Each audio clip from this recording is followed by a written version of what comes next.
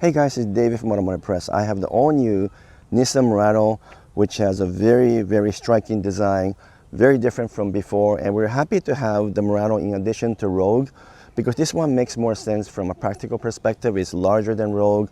In fact, it's almost as big as the regular Toyota Highlander, not quite as big as the Toyota Grand Highlander, but it's what I call the perfect size. It's not too big, it's not too small. If you compare it to other competitors, it's sized between the Honda Passport and the Pilot.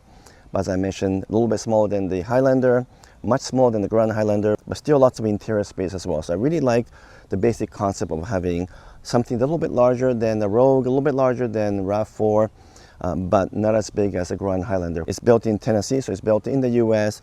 And again, the design is somewhat controversial, but the actual driving feel is quite amazing. Now, there is some question marks about the VC turbo engine that's in this Murano, which stands for variable compression. It's the world's first design, and you know what? It does have many advantages. It's supposed to perform better, but while maintaining good efficiency.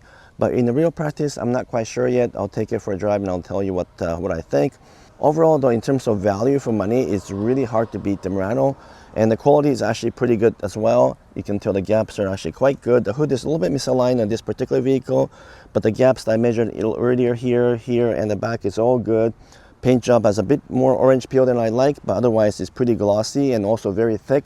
You'll have to watch my full version of the review to get the full quality audit on this vehicle. But so far, I'm pretty impressed with the overall quality. Let's take it for a drive.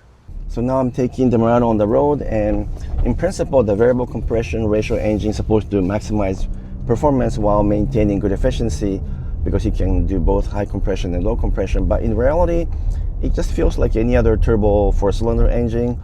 Not quite as peppy as something you'll find in 2.4 turbo from Toyota, but it's not bad at all. It's actually very smooth, and transmission shifting is also smooth. Also, the steering feels a little bit better than some of the models from Toyota, but not as good as the ones from Honda. So I find it kind of right between Toyota and Honda in terms of driving feel, but for the money and for practicality reasons, this thing is actually a really good value.